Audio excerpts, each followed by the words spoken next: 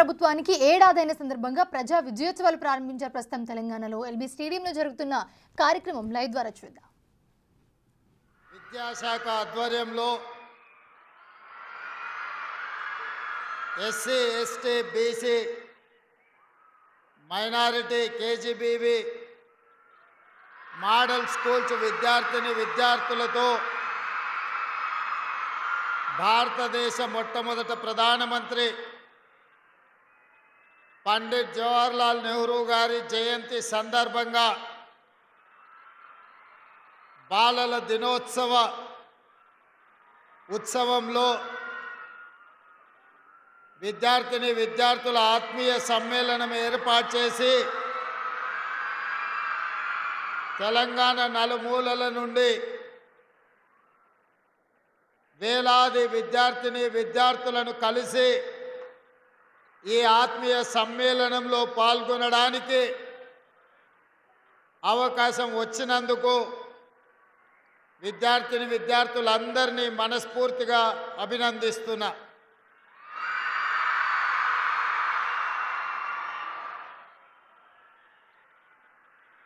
December 7,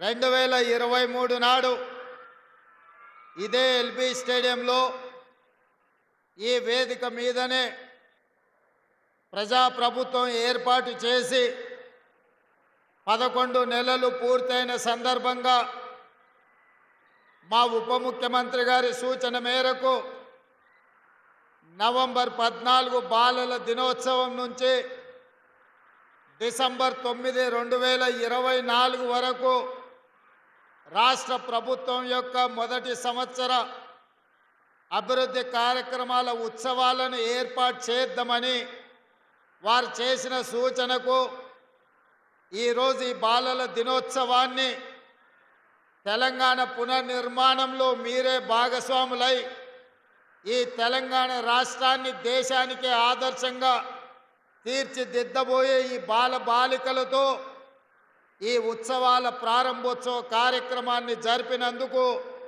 మా మంత్రివర్గ సహచరులందరికీ మనస్ఫూర్తిగా వారికి ధన్యవాదాలు తెలియజేస్తున్నా. ఈ వేదిక మీద సహచర మంత్రివర్గ సభ్యులు, శాసనమండలి సభ్యులు, శాసనసభ్యులు,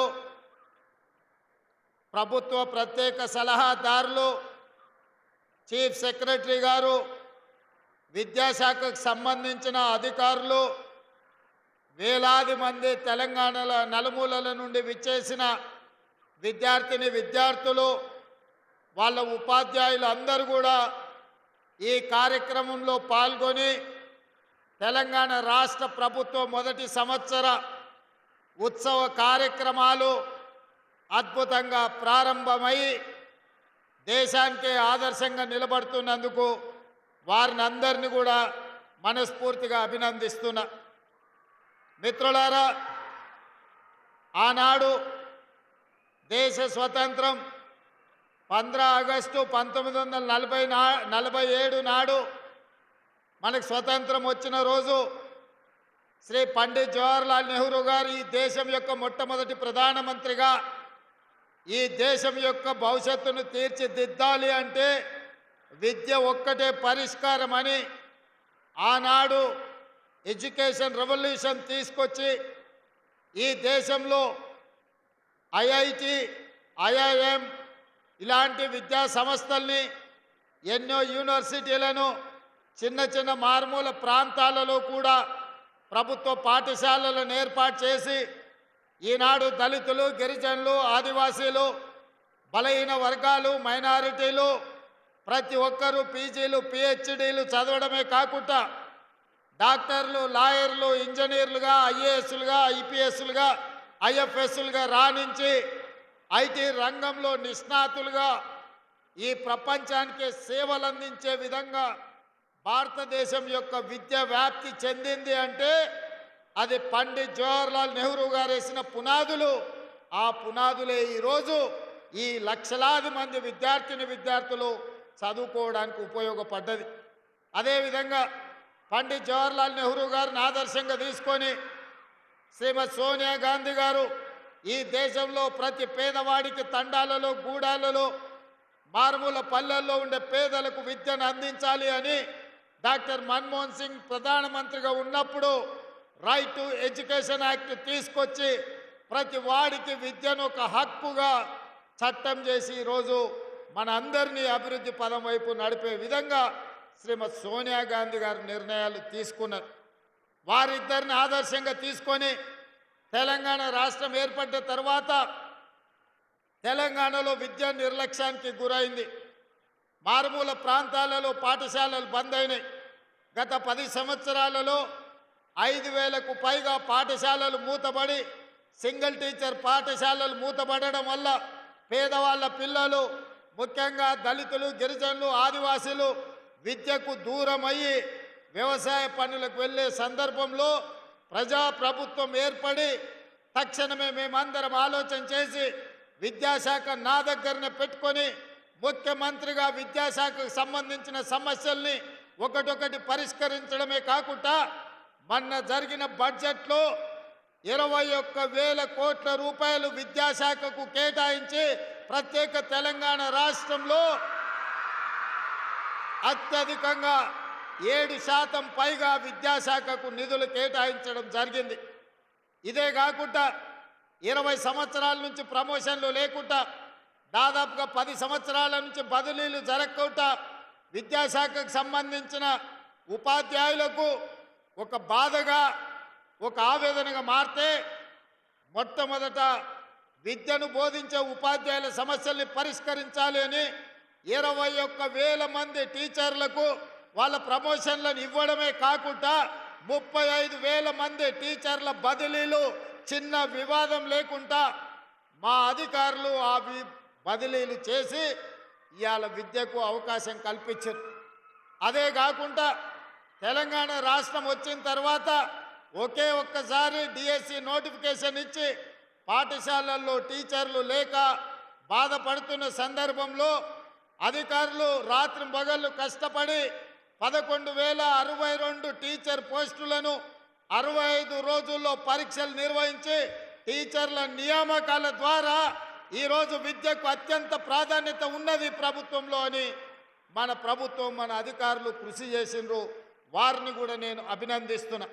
అదేవిధంగా ఈరోజు పాఠశాలలో విద్యార్థులకు పాఠశాలలు తెరిచిన పాఠ్య పుస్తకాలు రాక, రెసిడెన్షియల్ స్కూల్స్లో పిల్లలకు బట్టలు అందివ్వక, వాళ్ళ డ్రెస్సులు లేకుంటే స్వయం సహాయక సంఘాలకు అందజేసి ఈ బట్టలు కుట్టుడు కార్యక్రమాన్ని, అదేవిధంగా పాఠశాల తెరిచిన మొదటి రోజే లక్షలాది మంది విద్యార్థులకు పాఠ్య పుస్తకాలు అందించడమే కాకుండా వాళ్ళు స్కూల్ డ్రెస్సులు కూడా మొదటి రోజే అందించి విద్యకు మా ప్రభుత్వంలో ప్రాధాన్యత ఉన్నది అని చెప్పి విద్యార్థులందరికీ అవకాశాలు కల్పించడం జరిగింది. ఇదే కాకుండా రాష్ట్రంలో వ్యవసాయానికి ఉచిత విద్యుత్తు, పేదవాళ్ళకి ఇళ్లలో ఉచిత విద్యుత్ ఇస్తున్నప్పుడు విద్యాశాఖకు పాఠశాలల్లో ఉచిత విద్యుత్తు లేకపోవడం వల్ల, విద్యుత్తు బకాయిలు చెల్లించకపోవడం వల్ల పాఠశాలలో మనం ఇచ్చిన కంప్యూటర్లు కానీ లేకపోతే ఇతర ఎడ్యుకేషన్ కోసం ఇస్తున్న ఎక్విప్మెంట్ పనిచేయడం లేదు. అందుకే ఆలోచన చేసి నా దృష్టికి వచ్చిన వెంబడే రాష్ట్రంలో ఉండే ప్రభుత్వ పాఠశాలలు 26,854 పాఠశాలలతో పాటు గురుకుల పాఠశాలలను, అదేవిధంగా మోడల్ స్కూల్స్ పాఠశాలలకు ఉచితంగా విద్యుత్తును అందించాలి అని ఒక్క కలంపోటుతో ఈనాడు రాష్ట్రంలో ఉండే అన్ని స్కూళ్లకు ఉచిత విద్యుత్తును అందించి మన పిల్లలు చదువుకోవడానికి అన్ని అవకాశాలు కల్పించాలనుకున్నాం.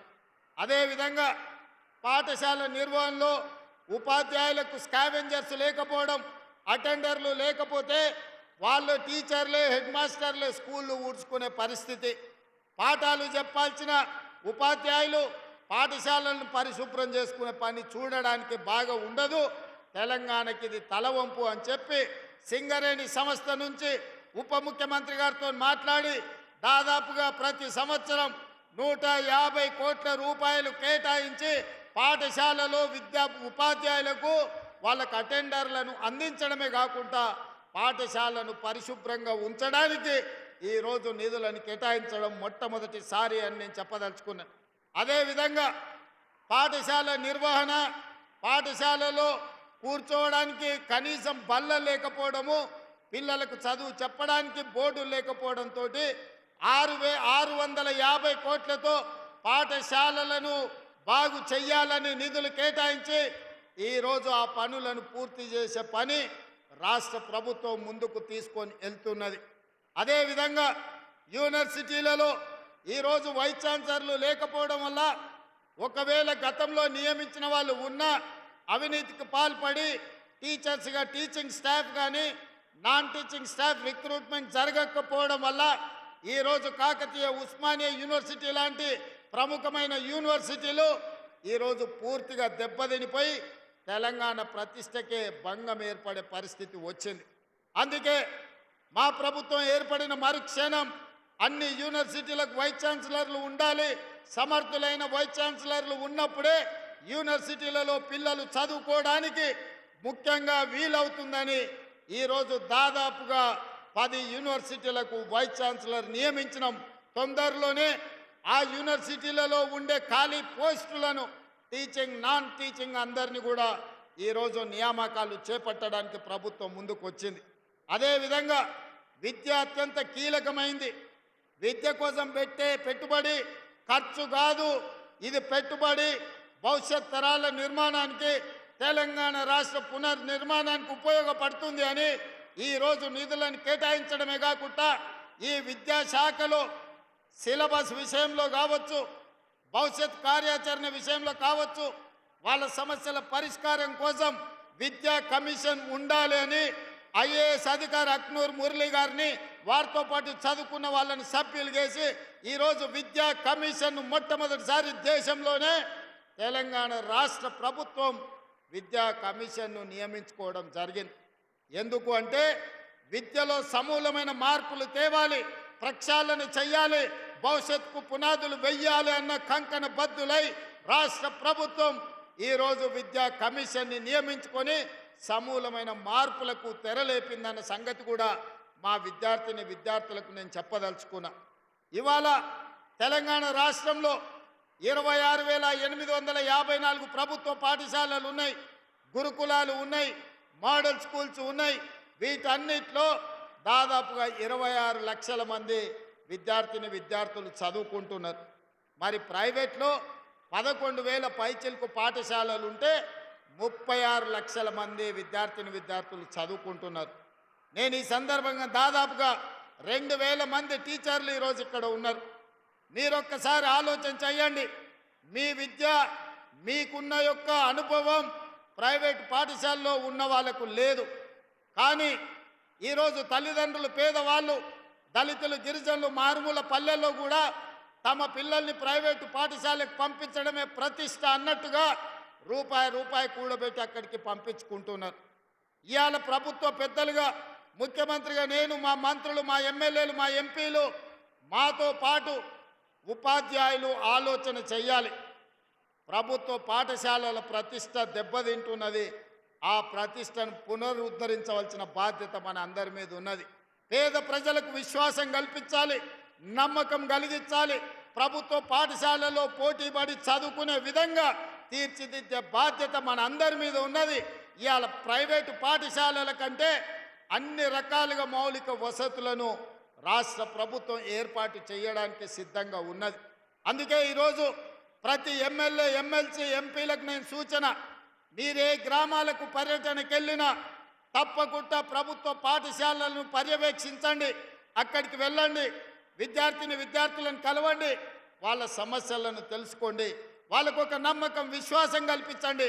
నేను చీఫ్ సెక్రటరీ గారికి చెప్పిన, కలెక్టర్లకు ఆదేశాలు ఇచ్చిన, వాళ్ళ క్షేత్రంలో, వాళ్ళ జిల్లాల్లో తప్పకుండా వారంలో 2 రోజులు రెసిడెన్షియల్ స్కూల్స్, అదేవిధంగా గవర్నమెంట్ స్కూల్స్ వాళ్ళు పర్యవేక్షించాలి. ప్రత్యక్షంగా వాళ్ళు అక్కడికి వెళ్ళి విద్యార్థులను కలవాలి అని చెప్పిన.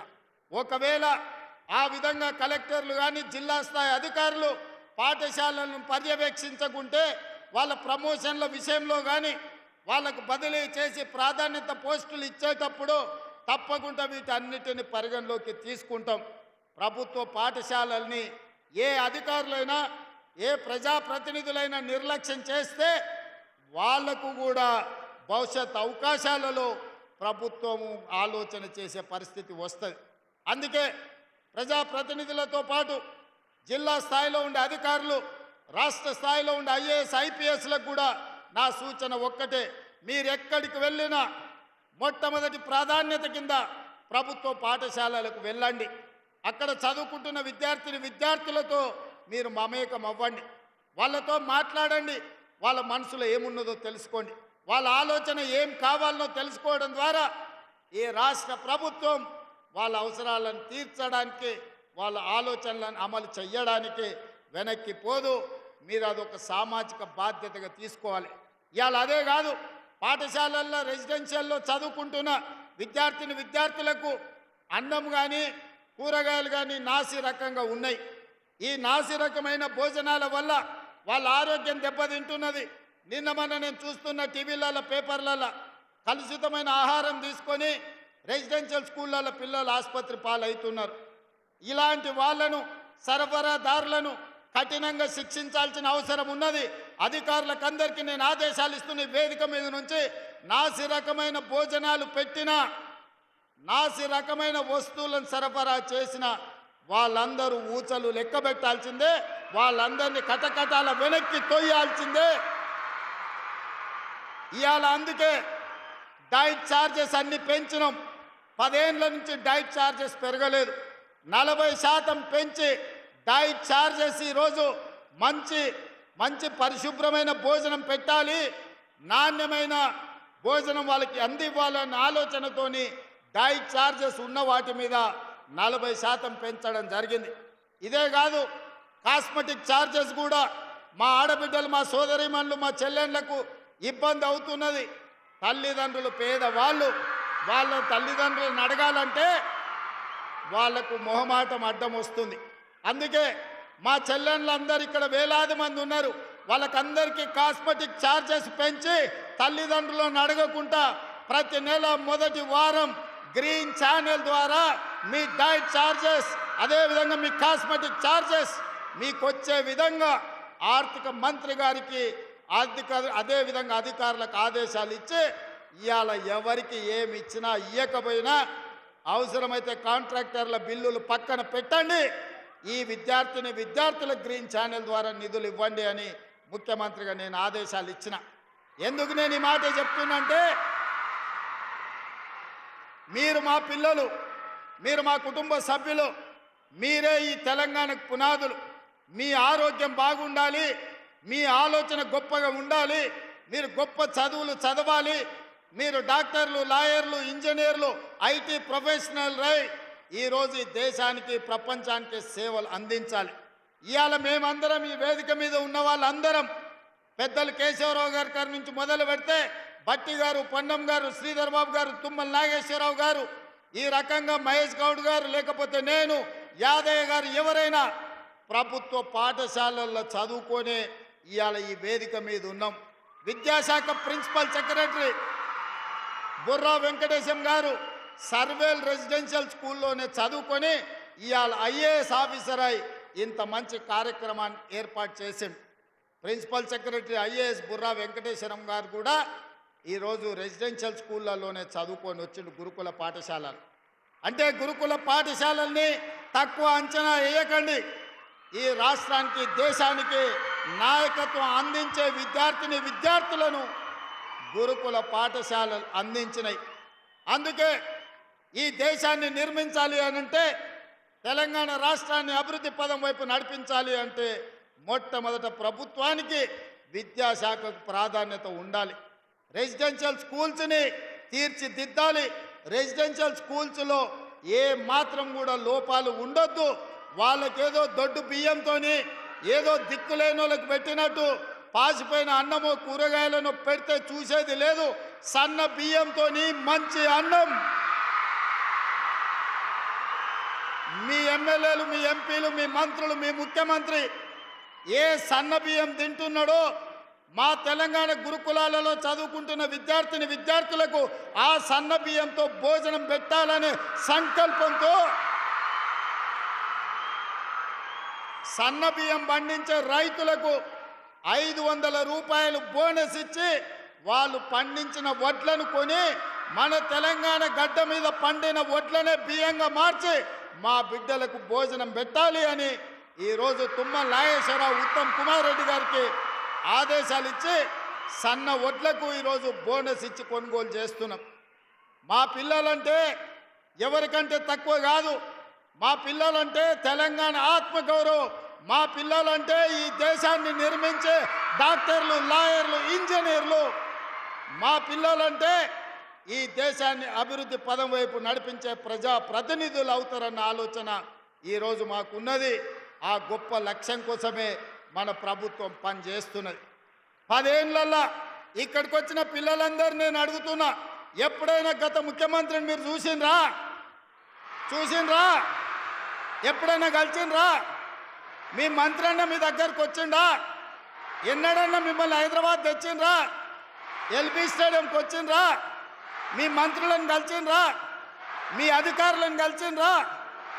ఎన్నడన్నా మీరు ఏం తింటున్నారు, ఎట్లున్నారని అడిగినరా? ఆనాటి ముఖ్యమంత్రి గారు మనోడు పెంచుకున్న కుక్క పిల్ల చచ్చిపోతే డాక్టర్లను జైలు వేసిండ్రు. కానీ మీ గురుకులాలలో పిల్లలు చచ్చిపోతే మాసాయిపల్లిలో బడికి వేస్తున్న బస్సు రైలు గుద్దుకొని 30 మంది చచ్చిపోతే కనీసం కన్నీళ్లు కూడా గార్చలేదు ఆనాటి ముఖ్యమంత్రి. ఆ రోజు నుంచి ఈనాడు స్వయంగా మీరెన్నుకున్న ప్రజాప్రభుత్వంలో మీ రేవంత్ అన్నను డైరెక్ట్గా చెయ్యి కలిపి మీ అన్నగా మీరు కలిసి రాలేదా?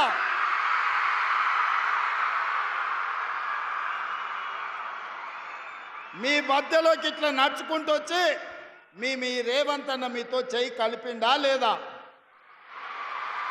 ఎందుకు ఈ అవకాశం వచ్చిందంటే మీ తల్లిదండ్రులను మీరు ప్రజాప్రభుత్వం ఏర్పాటు చేయాలని ఒత్తిడి తెచ్చి ఈరోజు ఈ ప్రభుత్వాన్ని ఏర్పాటు చేసిండ్రు. కాబట్టి వీళ్ళందరూ మేమందరం మీ దగ్గరకు వచ్చినాం. మీరు హైదరాబాదు నగరానికి వచ్చిండ్రు. మీరు ఎల్బీ స్టేడియంలో ఎప్పుడు కూడా ఊహించని విధంగా ఈరోజు మీరందరు ఇక్కడికి వచ్చిండ్రు. మీ టీచర్లు మిమ్మల్ని తీసుకొచ్చిండ్రు. ఇవాళ పండిత్ జవహర్లాల్ నెహ్రూ గారి జయంతి సందర్భంగా ఈరోజు బాలల దినోత్సవం మీ అందరి మధ్యలో కూర్చొని మనమందరం ఈరోజు నిర్వహించుకుంటున్నాం. దీనికి కారణం తెలంగాణలో వచ్చిన మార్పు, ప్రభుత్వంలో వచ్చిన మార్పు. ప్రభుత్వం అంటే ప్రజలకు అందుబాటులో ఉండాలి. ముఖ్యమంత్రి అంటే ప్రజలతో మాట్లాడాలి. ముఖ్యమంత్రి గారు మంత్రులు మీ బాధ, మీ కష్టం తెలుసుకోవాలి, మీ అవసరాలను తీర్చాలి. మీ అధికారులు మీరు చదువుకుంటున్న పాఠశాలకు రావాలి. అందుకే ఈరోజు అధికారులను, ఎమ్మెల్యేలను, ఎంపీలను, మంత్రులను, ప్రభుత్వ సలహాదారులను అందరినీ కూడా మీ దగ్గరికి తీసుకొచ్చి అందరిని ఒక వేదిక మీద కూర్చోబెట్టి మీతోని 2 గంటల నుంచి దాదాపుగా 3.5 గంటలు మా తెలంగాణ విద్యార్థులు గొప్ప కళాకారులుగా ఈ వేదిక మీద పర్ఫార్మెన్స్ ఇవ్వడం ద్వారా లక్షలాది మంది తెలంగాణ విద్యార్థులకు ఒక స్ఫూర్తిగా నిలబడ్డారు. ఎప్పుడైనా మీ రెసిడెన్షియల్ స్కూల్ పిల్లలు ఎల్బీ స్టేడియంలో పర్ఫార్మెన్స్ చేసిండ్రా? మీ కళల్ని ప్రదర్శించిండ్రా ఎప్పుడన్నా? కానీ మీ రేవంత్ అన్న మీకోసం ఇంత గొప్పగా ఏర్పాటు చేసి మీలో ఉన్న కళాకారులను వెలికి తీసి తెలంగాణకు ఆదర్శంగా తీర్చిదిద్దాలి అని మీకు ఇవాళ అవకాశం ఇచ్చిన మాట వాస్తవం కాదా? అందుకే ఈరోజు మీ అందరిని కలవడం ద్వారా రాని మిగతా 26 లక్షలు, అదేవిధంగా ప్రైవేట్లో 36 లక్షలు, ఈ 2 కలిస్తే దాదాపుగా 60 లక్షల మంది విద్యార్థులు ప్రభుత్వ ప్రైవేట్ పాఠశాలల్లో చదువుకుంటున్నారు. ఈ 60 లక్షల మందే తెలంగాణ సమాజం. ఈ 60 లక్షల విద్యార్థులలోనే డాక్టర్లు, లాయర్లు, ఇంజనీర్లు, ఐఏఎస్లు, ఐపీఎస్లు, ఎమ్మెల్యేలు, ఎంపీలు, తెలంగాణ రాష్ట్రానికి కాబోయే ముఖ్యమంత్రులు మీలోనే ఉన్నారు. మీరందరూ ఆకుంఠిత దీక్షతో గొప్పగా చదువుకోండి. ఇవాళ కొన్ని పాఠశాలల్లో, కొన్ని కాలేజీల్లో విపరీతమైన పోకడలు, గంజాయికి బానిసలు. ఈరోజు తెలంగాణ సమాజం వ్యసనాల వైపు వేగంగా పరిగెత్తుతున్నది. ఒకప్పుడు తెలంగాణ సమాజానికి ఏదైనా సమస్య వస్తే తెలంగాణ రైతాంగం కానీ దళితులు కానీ గిరిజనులు కానీ ఏదైనా వివక్షకు లోనైనప్పుడు ఉస్మానియా కాకతీయ యూనివర్సిటీల పిల్లలు తెలంగాణ సమాజానికి పట్టిన చీడను పీడను వదిలించడానికి వాళ్ళందరూ ఉద్యమ బాట పట్టిండ్రు. 69లో తెలంగాణ ఉద్యమం కావచ్చు, 72లో నక్సల్బరీ ఉద్యమం కావచ్చు, మళ్ళీ 94లో తెలంగాణ ఉద్యమం కావచ్చు. ఈనాటి తెలంగాణ రాష్ట్రంలో తెలంగాణ రాష్ట్ర సాధనలో సమిధలైన శ్రీకాంతాచారి, ఈశాన్ రెడ్డి, వేణుగోపాల్ రెడ్డి, కానిస్టేబుల్ కిష్టయ్యలు, యాదయ్యలు ఉస్మానియా కాకతీయ యూనివర్సిటీల నుంచి వచ్చిన వాళ్ళే. ఇవాళ అట్లా సమాజం యొక్క సమస్యల్ని, సమాజం యొక్క రుగ్మతల్ని తీర్చిదిద్దడానికి వాటి మీద పోరాటం చేసిన యూనివర్సిటీలు ఇవాళ గంజాయికో డ్రగ్స్కో బానిసలయ్యే పరిస్థితి వచ్చింది. మీరు యుక్త వయసులోకి వస్తున్నారు. ఈరోజు సమాజంలో ఏ సమస్య ఉందో మీతో పంచుకోవాల్సిన బాధ్యత నా మీద ఉన్నది. మీ తల్లిదండ్రులు, మా తల్లిదండ్రులు వ్యసనానికి బానిసలై తాగుడు ఒక వ్యసనంగా మారి మధ్యతరగతి చిన్న తరగతి కుటుంబాలను చిన్నాభిన్నం చేస్తుంటే తాగుడే ఒక సమస్యగా ఉన్న సందర్భంలో చదువుకుంటున్న విద్యార్థులు ఈరోజు గంజాయికి బానిసలయ్యే పరిస్థితి రాష్ట్రంలో వచ్చింది. అందుకే మా చెల్లెళ్ళకు, మా తమ్ముళ్ళకు నేను ఒక మాట చెప్పదలుచుకున్నా. మీరందరూ ఇవాళ బాలల దినోత్సవం సందర్భంగా మీరు ఒట్టేయండి, ప్రమాణం తీసుకోండి. భవిష్యత్తులో మీరు ఎలాంటి వ్యసనాలకు బానిసలము కాము, సమాజానికి ఆదర్శంగా ఉంటాము, ఉన్నత చదువులు చదువుకుంటామని చెప్పి మీరందరూ కూడా పెద్ద ఎత్తున చప్పట్లతో నాకు మాట ఇవ్వాల్సిందిగా మిమ్మల్ని అందరినీ కోరుకుంటున్నా. గట్టిగా, ఇంకా గట్టిగా చప్పట్లు కొట్టండి. మీడియా మిత్రులకు వినిపించాలి. వాళ్ళు ఇంకా వింటున్నట్టు లేరు, అక్కడిక్కడ చూస్తున్నారు. మేము వ్యసనాలకు దూరంగా ఉంటామని మా చెల్లెళ్ళు, మా తమ్ముళ్ళు పెద్ద ఎత్తున చప్పట్లతోని ఫామ్ హౌస్లో పండుకున్న చంద్రశేఖరరావుకు వినిపించేటట్టు మొన్న జరిగిన దీపావళి సందర్భంగా సారా బుట్లతో కొకేన్తో దావతులు చేసుకున్న వాళ్ళు గుండెలు పగిలేలా మీరు చప్పట్లు కొట్టండి. వ్యసన పరులకు మీరు సింహ స్వప్నం కావాలి. ఈ వ్యసన పరులను ఖచ్చితంగా కఠినంగా అణిచివేస్తామని చెప్పి ఈ వేదిక మీద నుంచి నేను చెప్పదలుచుకున్నా. మిత్రులారా, ఇక్కడికి వచ్చిన విద్యార్థులారా, ఈ ప్రభుత్వం మనది. ఈ ప్రభుత్వం మనం తెచ్చుకున్నది.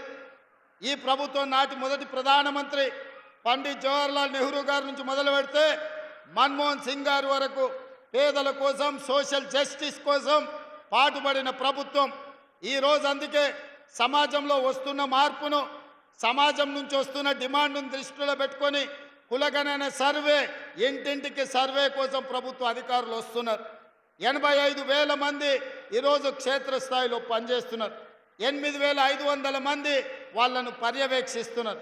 ఏ ఇంటికి ఈ కులగణన కోసం వచ్చినా మీరు చదువుకున్న విద్యార్థులుగా అన్ని వివరాలను అందించడం ద్వారా కులగణను విజయవంతం చెయ్యాలి. రేపు మీ రిజర్వేషన్లు 50% దాటి మీకు అందుబాటులోకి రావాలి అంటే కులగణన జరిగి తీరాలి. రేపటి భవిష్యత్తులో నిధులు జనాభా దామాషా ప్రకారం నిధుల కేటాయింపు జరగాలి అంటే కులగణన జరగాలి. మీ చదువులకు ఉన్నత విద్యా అవకాశాలు రావాలి అనంటే కులగణన జరగాలి.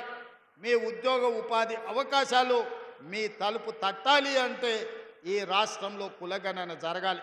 తెలంగాణ రాష్ట్రంలో మన ప్రభుత్వం చేయబోతున్న కులగణన ఈ దేశానికే ఆదర్శంగా ఉండబోతుంది.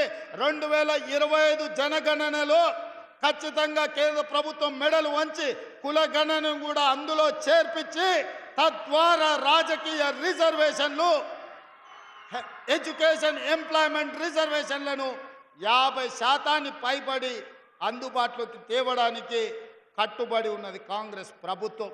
అందుకే కులగణనను కూడా మీరు ఇంటికి వచ్చినప్పుడు మీ అమ్మ నాన్నకి చెప్పండి, ఇందులో పాల్గొనేలా చెయ్యండి. ఆ వివరాలు మీరే చెప్పండి. ఆ వచ్చిన అధికారులతోటి ఆ కులగణన మొత్తం షీట్స్ మీరు తీసుకోండి, మీరు చదవండి, మీరు అవగాహన చేసుకోండి. మీరు మీ పక్కింటి వాళ్ళకి చెప్పండి, మీకు తెలిసిన వాళ్ళకి చెప్పండి. ఈ కులగణన ఎవరికి ఎలాంటి ఇబ్బంది తేదు, ఎవరి ఆస్తులను గుంచుకోదు. ఎవరి రిజర్వేషన్లను తొలగించదు, ఏ ప్రభుత్వ సంక్షేమ పథకాలను ఆపదు. కొంతమంది కుట్రపూరితంగా మీరు వివరాలు ఇస్తే మీ సంక్షేమ పథకాలు ఆగిపోతున్నాయని అబద్ధపు ప్రచారం చేస్తారు.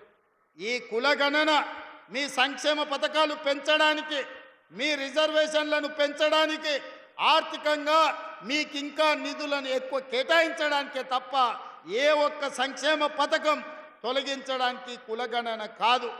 ఆనాడు రాహుల్ గాంధీ గారు ఈ దేశానికి మాట ఇచ్చారు. భారత్ జోడో యాత్ర సందర్భంగా కులగణన చేస్తాం, కులగణన ఎక్స్రే లాంటిది అని. ఇది ఎక్స్రే కాదు, mega health checkup for society. సమాజంలో ఉన్న అన్ని అంచనాలను తీసుకొని అందరికీ సంక్షేమ పథకాలు అందించడమే ఈ ప్రభుత్వం యొక్క ఆలోచన. అందుకే కులగణనకు ఎవరైనా అడ్డొస్తే వాళ్ళను ద్రోహులుగా ప్రజలకు చెప్పండి. అలాంటి ద్రోహులకు తెలంగాణ సమాజంలో తావివ్వకండి. ప్రజల్ని మభ్య పెట్టడంలో కొంతమంది ఉంటారు.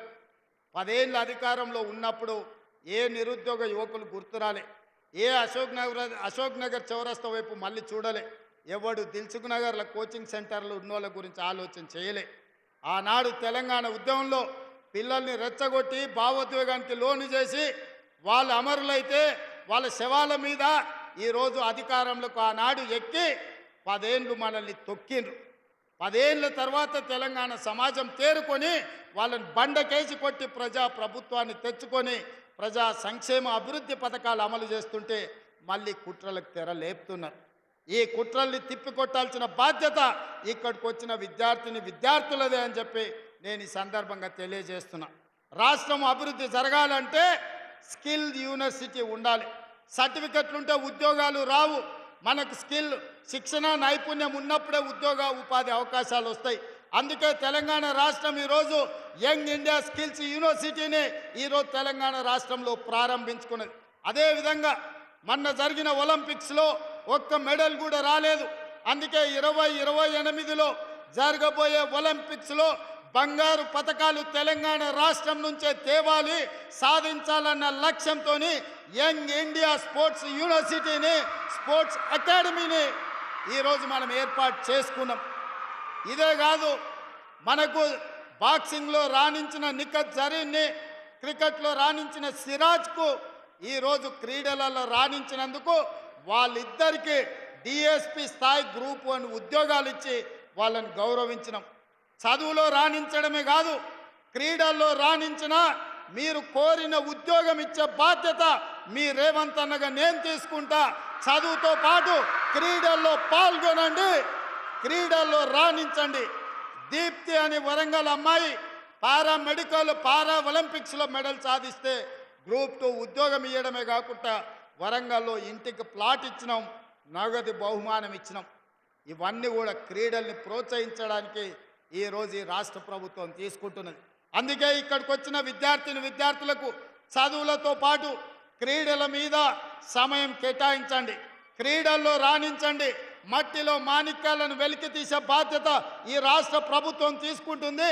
క్రీడల్లో రాణించిన వాళ్లకు క్రీడలలో కూడా రిజర్వేషన్లు ఇచ్చి ప్రభుత్వ ఉద్యోగాలు ఇవ్వడానికి మీ రేవంత్ అన్న ప్రభుత్వం సిద్ధంగా ఉన్నది. క్రీడల్లో కూడా మీరు రాణించాల్సిందిగా మిమ్మల్ని అందరూ నేను కోరుకుంటున్నా. ఈరోజు ఇదే కాకుండా మీ గురుకులాలు, చాలామంది గురుకులాల పిల్లలు ఉన్నారు, ఎస్సీ ఎస్టీ బీసీ మైనారిటీ గురుకులాలు. మీకు భవంతులు ఉన్నాయా? చిన్న చిన్న పిట్టగుళ్ళలో ఉంటున్నారు. మీ రెసిడెన్షియల్ స్కూల్స్ కట్టినరా? మీకు బిల్డింగులు ఉన్నాయా? లేవు కదా. అందుకే ఈరోజు ప్రభుత్వం BC SC ST minority residential స్కూల్స్ని ఒక ఇంటిగ్రేటెడ్ వ్యవస్థగా మార్చి young India integrated residential schools 20 నుంచి 25 ఎకరాల స్థలాన్ని ప్రతి నియోజకవర్గంలో కేటాయించి 125 నుంచి 150 కోట్ల రూపాయల నిధులు కేటాయించి అంతర్జాతీయ స్థాయి ప్రమాణాలతో మీకు చదువు చెప్పించాలి, క్రీడా ప్రాంగణాలు ఉండాలి, లైబ్రరీ ఇవ్వాలి, ల్యాబ్లను పెట్టాలి, మీ భోజన వసతులు గొప్పగా ఉండాలి అని young India integrated residential schools వచ్చే సంవత్సరం లోపల మీకు అందుబాటులో తేవడానికి ఇవాళ నిర్ణయం తీసుకున్నాం. అందుకోసం దాదాపుగా 12,000 నుంచి 15,000 కోట్ల రూపాయలతోటి అద్భుతమైన పాఠశాలల్ని మీకు నిర్మించాలని రాష్ట్ర ప్రభుత్వం నిర్ణయం తీసుకున్నది. ఒక గొప్ప ఆలోచన. పండిత్ జవహర్లాల్ నెహ్రూ గారు ఇచ్చిన స్ఫూర్తి, పివి నరసింహారావు గారు తీసుకొచ్చిన విధానాలు ఈరోజు మీ జీవితాలలో వెలుగు నింపాలి. ఆ వెలుగు నింపే కార్యక్రమాన్ని మీ అన్నగా నేను తీసుకోవాలని నేను భావిస్తున్నా. ఎందుకంటే జీవితంలో ఒక చిన్న గ్రామం నుంచి, వ్యవసాయ కుటుంబం నుంచి 17 ఏళ్ళు కష్టపడి జిల్లా పరిషత్ మెంబర్ నుంచి తెలంగాణ ముఖ్యమంత్రి వరకు ఈ తెలంగాణ ప్రజలు, ఈ తెలంగాణ పేదోళ్ళు, ఈ తెలంగాణలో ఉండే దళితులు, గిరిజనులు, బలహీన వర్గాలు, మైనారిటీలు గుండెల్లో పెట్టి చూసుకొని భుజాల మీద మోసి ఈరోజు 4 కోట్ల తెలంగాణ ప్రజలకు నన్ను ముఖ్యమంత్రిని చేసింది. మరి ఇవాళ నన్ను ముఖ్యమంత్రిని చేసిన మీకు కృతజ్ఞత తెలుపుకునే అవకాశం వచ్చింది. అందుకే ఈరోజు ఈ పేదోళ్ళ కోసం, పేదోళ్ళ పిల్లల కోసం, మీ విద్య కోసం, మీ అభ్యున్నతి కోసం ఈరోజు ఈ ప్రభుత్వం పాటుపడుతుంది. రాత్రి మగళ్ళు మీ అభివృద్ధి కోసం పని చేసే బాధ్యత నాది. ఈ కార్యక్రమంలో ఎవరు అడ్డు వచ్చిన వాళ్ళందరినీ కంప చెట్లను తొలగించినట్టు తొలగించి బంగారు బాట మీకోసం వేసే బాధ్యత మీ అన్నగా నేను తీసుకుంటా. మీరందరూ అండగా ఉండండి. మీ తల్లిదండ్రులను ఆశీర్వదించమని చెప్పండి. ఒకనాడు 21 సంవత్సరం ఉండే ఓటు హక్కు రాజీవ్ గాంధీ గారు 18 సంవత్సరాలకు తగ్గించిండు. నేను ఇవాళ మా మిత్రుడు బట్టి విక్రమార్క, అదేవిధంగా శ్రీధర్ బాబు గారికి ఒక సూచన చేస్తున్నా. రేపు జరగబోయే శాసనసభ సమావేశాలలో ఒక రెజల్యూషన్ మూవ్ చేయాలి. మీరు లెజిస్లేటివ్ అఫేర్స్ మినిస్టర్గా 21 సంవత్సరాలు ఉన్నప్పుడు ఎమ్మెల్యేగా పోటీ చేయడానికి 25 సంవత్సరాలు ఉండే. ఓటు హక్కు 18 సంవత్సరాలకు తగ్గించినప్పుడు ఎమ్మెల్యేగా పోటీ చేయడానికి 21 సంవత్సరాలు నిండితే ఎమ్మెల్యే ఎన్నికల్లో పోటీ చేసే విధంగా రాజ్యాంగాన్ని సవరించమని మీ రెజల్యూషన్ మూవ్ చేయండి. అసెంబ్లీలో ఏకగ్రీవంగా ఆమోదం పొందిద్దాం. ఎందుకంటే 21 సంవత్సరాలు నిండినోళ్ళు ఐఏఎస్లు, ఐపీఎస్లు జిల్లాలను నడుపుతున్నప్పుడు మా యువకులు 21 సంవత్సరాలు నిండినాక ఎమ్మెల్యేలుగా రాణిస్తారని నాకు సంపూర్ణమైన విశ్వాసం ఉంది. ఇక్కడికి వచ్చిన విద్యార్థులు 21 సంవత్సరాలకే ఎమ్మెల్యే పోటీ చేసే హక్కునివ్వాలని గట్టిగా చప్పట్లతోని శ్రీధర్ బాబు గారికి మీరు విజ్ఞప్తి చెయ్యండి. శ్రీధర్ బాబు గారు, మీరు గుర్తుపెట్టుకొని మా పిల్లల విజ్ఞప్తిని రేపు అసెంబ్లీలో మీరు రెజల్యూషన్ మూవ్ చేయాలి. ఎందుకంటే ఈ దేశ భవిష్యత్తు యువతీ యువకుల చేతుల్లో ఉంది. ఇవాళ ప్రపంచమే మన వైపు చూస్తున్నది. ఈ ప్రపంచానికి ఆదర్శంగా నిలబడాల్సిన బాధ్యత ఈ బాలల దినోత్సవం నాడు మన అందరి మీద ఉన్నది. అందుకే ఈరోజు ఇంత గొప్ప కార్యక్రమం, వేలాది మంది విద్యార్థులు ఇక్కడికి వచ్చి ప్రభుత్వం యొక్క ప్రస్తావిస్తున్న అంశాలలో పూర్తిగా వాళ్ళు ఇన్వాల్వ్ అయి భాగస్వాములుగా మారి ఒక అద్భుతమైన కార్యక్రమాన్ని ఏర్పాటు చేసింది. ఈ 11 నెలల్లో నాకు అత్యధిక సంతోషం ఇచ్చిన రోజు ఏదైనా ఉందంటే నవంబర్ 14, 2024 ఎల్బీ స్టేడియంలో ఈ విద్యార్థులను కలుసుకున్నప్పుడు వాళ్ళ చప్పట్లు, వాళ్ళ సంతోషం, వాళ్ళ ముఖంలో కనిపిస్తున్న వెలుగు, వాళ్ళ కళ్ళల్లో చూస్తున్న కాంతి ఈరోజు నాకు సంపూర్ణమైన సంతోషాన్ని, విశ్వాసాన్ని కల్పించింది. వీళ్ళే రేపటి తెలంగాణ భవిష్యత్తు, వీళ్ళే రేపటి తెలంగాణ పునర్నిర్మాణంలో భాగస్వాములు. వాళ్ళ భవిష్యత్తును మనం బాధ్యతగా నిర్మించాలి. ఆ బాధ్యత మన అందరం తీసుకుందామని తెలియజేస్తూ ఈ విద్యార్థుల దగ్గర నేను సెలవు తీసుకుంటున్నా. మా టీచర్లకు అందరు కూడా నా సూచన, జాగ్రత్తగా అందరినీ వెనక్కి తీసుకెళ్ళండి. వాళ్ళకు కావాల్సిన అన్ని అవసరాలు రాష్ట్ర ప్రభుత్వం పరిష్కరిస్తుందని తెలియజేస్తూ మీ అందరి దగ్గర సెలవు తీసుకుంటున్నా.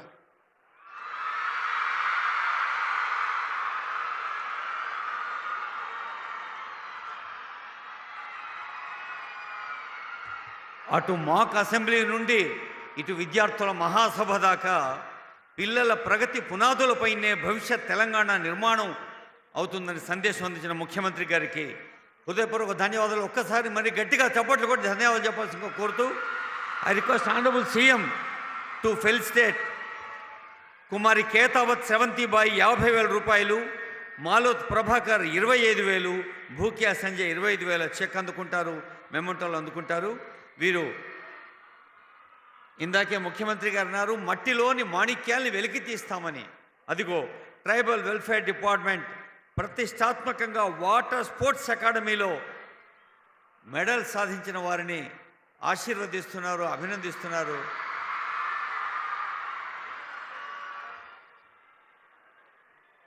కుమారి కేతావత్ శ్రవంతికి 50,000, మాస్టర్ మాలోత్ ప్రభాకర్కి 25,000, భూక్యా సంజయ్ నాయక్కి 25,000. వీళ్ళంతా 7వ తరగతి స్టూడెంట్సే, మీ దోస్తులే. మీరు కూడా ఇలా వేదికలెక్కి అవార్డులు అందుకోవాలి.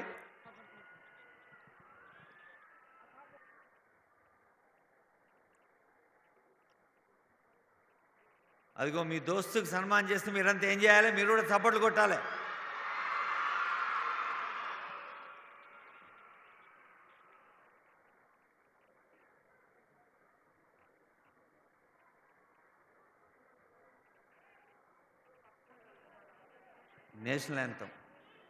నేషనల్ యాంథమ్ రెడీ పెట్టుకోండి.